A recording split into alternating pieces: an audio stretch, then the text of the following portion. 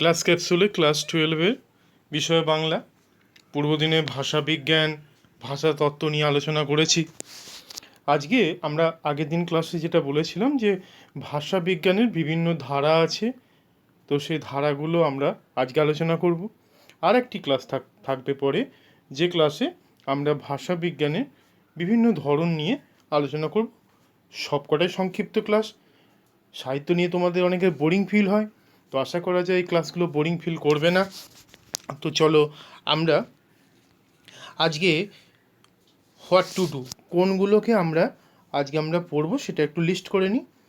বর্ণনামূলক ভাষাবিজ্ঞান, ঐতিহাসিক ভাষাবিজ্ঞান আর তুলনামূলক ভাষাবিজ্ঞান, তিনটি ভাষাবিজ্ঞান নিয়ে আলোচনা করে ফেলবো। আর তোমরা সেগুলো একটু মন দিয়ে শুনবে। পরীক্ষায় তোমাদের অবশ্যই এই চ্যাপ্টার থেকে প্রশ্ন থাকে, এবং থাকলে এরকম প্রশ্নই থাকবে। তো প্রথম আজকে যেটা বিষয় নিয়ে আলোচনা হবে সেটি হচ্ছে বর্ণনামূলক ভাষাবিজ্ঞান। দ্যাটস মিন ভাষার যে বিজ্ঞান তাকে কিন্তু কি করছে, ডেসক্রাইব করছে, যে পার্টে তাকেই আমরা বলবো বর্ণনামূলক ভাষাবিজ্ঞান। কিন্তু এটুকু বললে হবে না, আমরা একটু ইন ডিটেলস পড়ে নেব। খুব ছোট ক্লাস, একটু ক্লাসটা গুরুত্ব দিয়ে শুনবে। ভাষার মূল উপাদান বলতে আমরা বুঝি ধ্বনি, শব্দ, বাক্য। তাহলে তিনটি জিনিস পেয়ে গেলাম। তোমরা একটু আর একবার আমার সঙ্গে বলার চেষ্টা করো, ধ্বনি, শব্দ আর বাক্য। বর্ণনামূলক ভাষাবিজ্ঞানে ভাষার উপাদানগুলির একটি নির্দিষ্ট সময়ের গঠন এবং রূপকে বিশ্লেষণ ও বর্ণনা করা হয়। তাহলে কোনো একটি জিনিসের রূপের বর্ণনা বা তার গঠন বর্ণনা করাকেও কিন্তু আমরা বর্ণনামূলক ভাবভঙ্গি বলি। তো ভাষার ক্ষেত্রে যদি সেটা হয় তাহলে বর্ণনামূলক ভাষাবিজ্ঞান। কেন? ধরো একটি হাঁড়ি আমাদের সামনে রাখা আছে, কলসি। তো সেই কলসিটি কেমনতর সেটা তোমাদের কিন্তু তার গঠন এবং তার রূপের বর্ণনা কিন্তু আমরা করব। তো সেটা করতে গেলে কি হচ্ছে, আমরা কলসির বর্ণনা দিচ্ছি।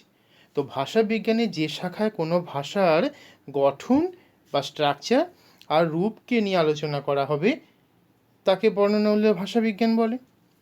মূলত একটি যুগের বিভিন্ন ভাষার রূপগুলিকে বিশ্লেষণ করা হয়।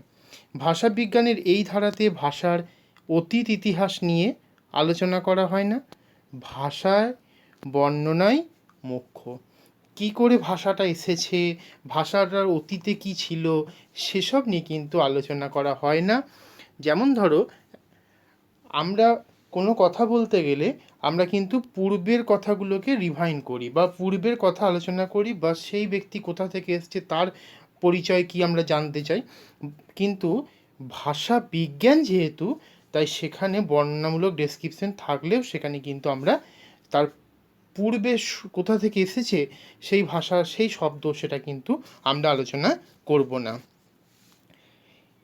এই ধারাতে ভাষার ব্যবহারগত দিক, বিভিন্ন গঠন সম্পর্কে আলোচনা করা হয়ে থাকে। আমরা পূর্বদিনে এগুলো সম্বন্ধে ছোট ছোট কথা বলেছিলাম। যেমন বাংলায় একটি সর্বনাম পদ আছে, ধরো তুমি। আমরা জানি তুমি সর্বনাম পদটি কি, মধ্যম পুরুষে কিন্তু এটি বসে এবং এটি এক বচনের একটি অংশ। এই শব্দটির বিভিন্ন রূপ, অর্থাৎ বর্তমানে তুমি শব্দটি কিভাবে গঠিত হয়েছে, কিভাবে এই শব্দটা এসেছে, তার বর্ণনা করা হলো বর্ণনামূলক ভাষাবিজ্ঞানের কাজ। কিন্তু এই শব্দটির অতীত কেমন ছিল সেইটা কিন্তু জানার প্রয়োজন নেই এক্ষেত্রে। অর্থাৎ কোনো ভাষাকে এই যে তুমি শব্দটা কিভাবে এলো, অর্থাৎ সংস্কৃতে কি বলা হয়, প্রাকৃতে কি বলা হয়, মাগধী মানে অর্ধমাগধীতে কি বলা হয়, এই সমস্ত কিন্তু প্রশ্ন কিন্তু বর্ণনামূলক ভাষাবিজ্ঞানের পাঠ একেবারেই নয়। এখন এই বর্ণনামূলক ভাষাবিজ্ঞানের দুটি শাখার কথা আমরা পাই। এইগুলোর সম্বন্ধে ইন ডিটেলস আমরা পরবর্তী ক্লাসগুলোতে আলোচনা করব। তার জন্য চোখ রাখতে হবে পরে যে সমস্ত ক্লাস আসবে এই রিলেটেড। তো এখানে যে দুটি ভাষার ভাগের কথা বলা হয়েছে সে দুটি কী কী? এক নম্বর হচ্ছে ধ্বনি তত্ত্ব, আর নেক্সট হচ্ছে রূপ তত্ত্ব। তাহলে দুটি আমরা কিন্তু শাখা পেয়ে গেছি বর্ণনামূলক ভাষাবিজ্ঞানে। ধ্বনিতত্ত্ব কিংবা রূপতত্ত্ব এই জিনিসগুলো কিন্তু আমাদের পরীক্ষাতে আসবে। পরবর্তী ক্লাসে রিলেটেড যে ক্লাসগুলো থাকবে সেখানে কিন্তু আমরা আলোচনা করব, আর তোমরা সেগুলো জেনে নেবে তখন। ঠিক আছে, তো ভাষাবিজ্ঞানের 3টি পার্টের মধ্যে একটা পার্ট আমরা পেয়েছি, অর্থাৎ ধারা। এবারে আমাদের যেটা কাজ থাকবে সেটা হচ্ছে 2 নম্বর, সেটা হচ্ছে ঐতিহাসিক ভাষাবিজ্ঞান। ঐতিহাসিক কথাটার মধ্যে কিন্তু একটা সাবজেক্ট লুকিয়ে আছে, যেটা হচ্ছে ইতিহাস। আর ইতিহাস মানে তোমরা সকলেই জানো, কোনো কিছুর পুরাতন বা অতীত সম্বন্ধে জানা। তো ভাষাবিজ্ঞানে কোনো ব্যবহৃত শব্দের অতীত সম্পর্কে জানা যায়, যার মাধ্যমে বা যে ধারার মাধ্যমে সূচিত হয়, ঐতিহাসিক ভাষাবিজ্ঞানের ধারা বলবো তাকে। এখন এটি আমরা কিন্তু একটু বুঝে নেব। ভাষাবিজ্ঞানীর এই ধারাটি যে কোনো ভাষার উৎসের ইতিহাস নিয়ে আলোচনা করে থাকে, অর্থাৎ কোনো ভাষা কিভাবে বিবর্তিত হয়ে বর্তমানে রূপ লাভ করেছে তা আলোচনা করাই হলো ঐতিহাসিক ভাষাবিজ্ঞানের কাজ। আমরা ছোট ছোট কথা দেখো আলোচনা করছি। অভিশ্রুতি ও পিনিহিতি তোমরা মাধ্যমিক সিলেবাসে পড়ে এসেছো, সেটা তোমরা জানো। যে ধরো এরকম ব্যাপার আছে, কোরিয়া থেকে কইরা, এবং তারও পরে এসেছে কি শব্দটি করে। তো এই যে কোরিয়া থেকে কইরা থেকে করে, এই শব্দটা যেমন এখন যদি তোমাদের প্রশ্ন করা হয়, বলো তো করে শব্দটি কিভাবে এসেছে, তো এর পূর্বে কি রূপ ছিল, তোমরা কিন্তু এইগুলো বলতে পারবে। কোরিয়া থেকে কইরা, অভিশ্রুতি অপিনিহিতি হয়ে কিন্তু আমাদের বাংলায় ব্যবহৃত হচ্ছে এমন শব্দ করে। তো সেরকমই এই ধারণাটা, কনসেপ্টটা মাথায় রাখো। এখন প্রশ্ন হচ্ছে কোনো শব্দ কিভাবে সৃষ্টি হয়েছে সেটা আমরা কিভাবে জানবো, সেটাই যদি আমরা আলোচনা করি, তো সেই আলোচনার ধারাটা হচ্ছে ঐতিহাসিক ভাষাবিজ্ঞানের ধারা।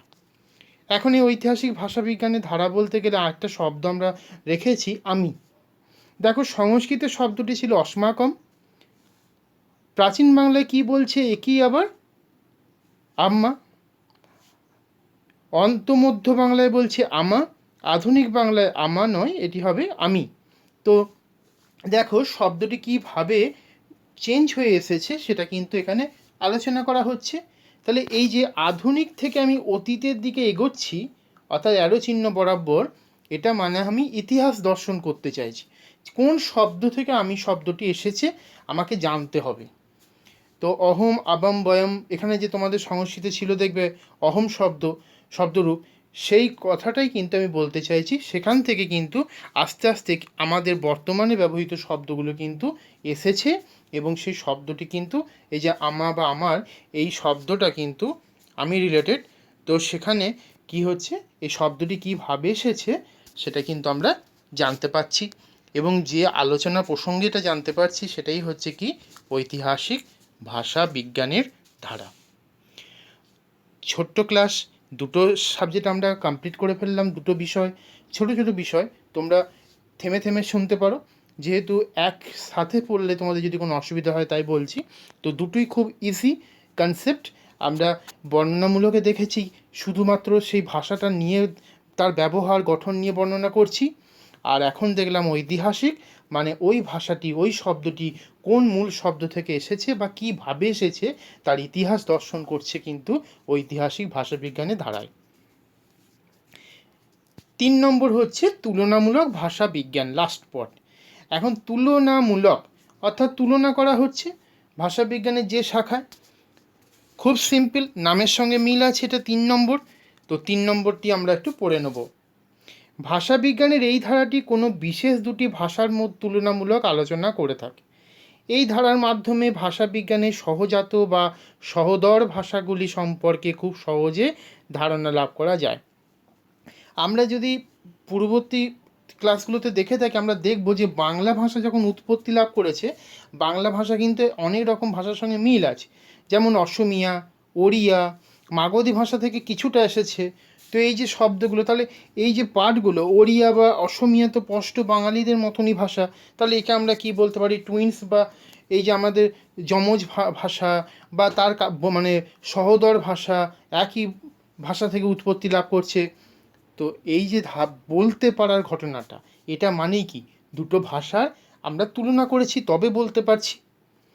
যদি আমরা এই তুলনামূলক ভাষা বিজ্ঞান ব্যবহার করি, তবে বাংলা ভাষার সহোদর আর সমকালীন ভাষাগুলি সম্পর্কে বিস্তারিত ধারণা লাভ করতে পারি। যখন তুলনা করতে যাব যে আমি শব্দটিকে অসমীয়া কী বলে, ওড়িয়াতে কী বলে, অন্য ভাষাতেও বলতে পারি সেখানে কী বলে, তো সেরকম তুমি শব্দটি, কিংবা একটি শব্দ ধরো আমরা বলছি কোনো কারণে যে একটি শব্দ কুকুর, তো একে কখনো সারমেয় বলছে, কোথাও কুত্তা বলছে, ডগ বলছে। এই যে তার মানে কি, একটা ভাষাকে সার্চ করতে গেলে সেটা কোন কোন ভাষায় কি বলে, তার মানে তার তুলনা করছি। অনেক ভাষাবিজ্ঞানী এই তুলনামূলক ভাষাবিজ্ঞানকে গ্রহণ করতে চাননি, বলছেন এটা নাকি কোনো ধারাই নয়। সেটা তাদের অভিমত, আমাদের পড়তে হবে, সিলেবাসে আছে। 1786 সালে স্যার উইলিয়াম জোন্স সংস্কৃত, গ্রিক, লাতিন, ফার্সি এই সমস্ত ভাষার মধ্যে মিল খুঁজে পেয়েছিলেন। যেমন মাদার থেকে মাতিন শব্দটি এসেছে, আবার সেখান থেকে তাহলে কি সেটা শব্দটা, যার অর্থ হচ্ছে মা। তাহলে দেখো সংস্কৃতের সঙ্গেও কিন্তু লাতিন বা ইংলিশ শব্দের মিল আছে।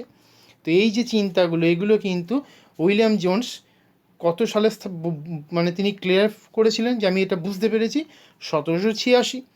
এই মিলের সূত্র থেকে তুলনামূলক ভাষা বিজ্ঞানের সূত্রপাত। তাহলে এটা কিন্তু তোমাদের শর্ট প্রশ্ন থাকতে পারে। তার মতে এই ভাষাগুলি পরস্পর সম্পর্কযুক্ত, আর এরা সকলেই মূল ভাষা থেকে উৎপন্ন।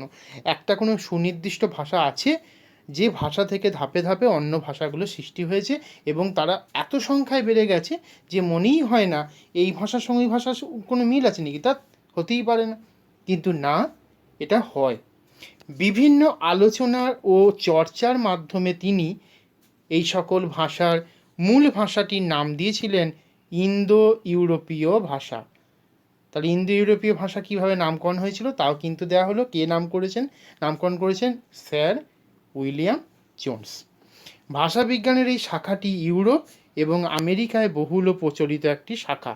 ঠিক আছে, তো আমরা টোটাল কাভার করে ফেললাম 3টি ভাষাবিজ্ঞানের ধারা, এবং তোমরা একটু গুরুত্ব দিয়ে এটা একটু শুনবে। তো যেহেতু তোমাদের পরীক্ষা, এটা খুব ইম্পর্টেন্ট চ্যাপ্টার ভাষাবিজ্ঞানে, তো আশা করব তোমরা একটু গুরুত্ব দিয়ে এটা শুনবে। Thank you.